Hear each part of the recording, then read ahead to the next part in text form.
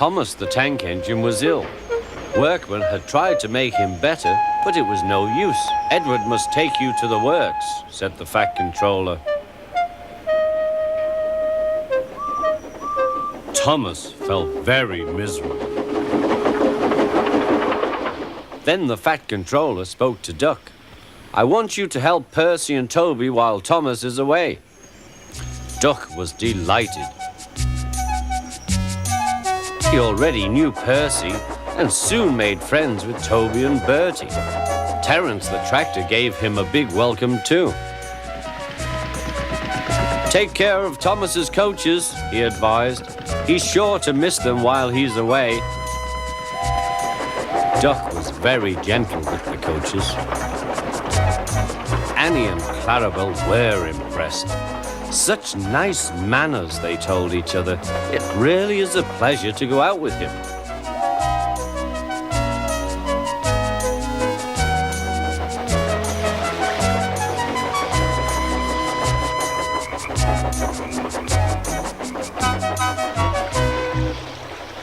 When Thomas came back, Annie and Clarabel told him how well Duck had managed.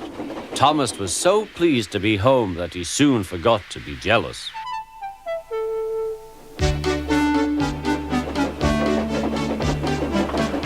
The works had left Thomas's handbrake very stiff. It made his brakes seem as if they were hard on, when in fact they were not.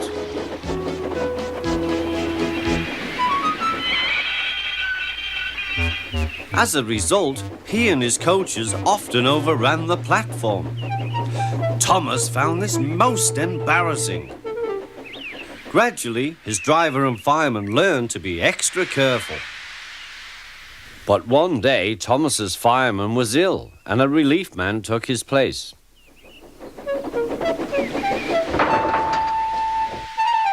The fireman had fastened the coupling and joined the driver and station master on the platform to wait for Henry's passengers. The fireman had forgotten all about Thomas's handbrake. Thomas simmered happily. Not long now, he thought, as he saw Henry slowly approaching. But Thomas's brakes were not hard on, and suddenly he felt his wheels begin to move. He tried to stop, but he couldn't without his driver and fireman. He tried to whistle a warning, but he couldn't do that either. The guard, driver, fireman, and passengers were all stranded on the platform. Stop! Stop! Shrieked Annie and Clarabel. But Thomas, with plenty of steam, kept on going. The alarm went out down the line. Stop the runaway! There, ready for action, was Harold the helicopter. The inspector had made a plan, and together they took off into the sky.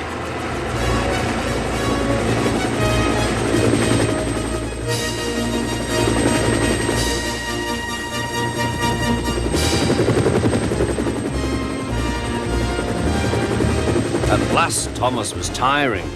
I need to stop, he panted wearily. As they neared the next station, Thomas saw Harold land.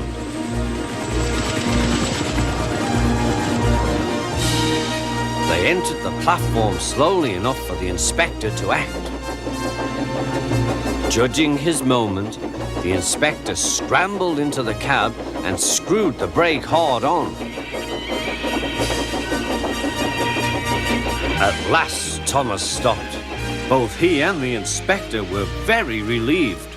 Then they thanked Harold. Think nothing of it. Well, Harold, glad to be of service any time. Phew, remarked the inspector. We must never let this happen again, Thomas. Wearily, Thomas agreed with him.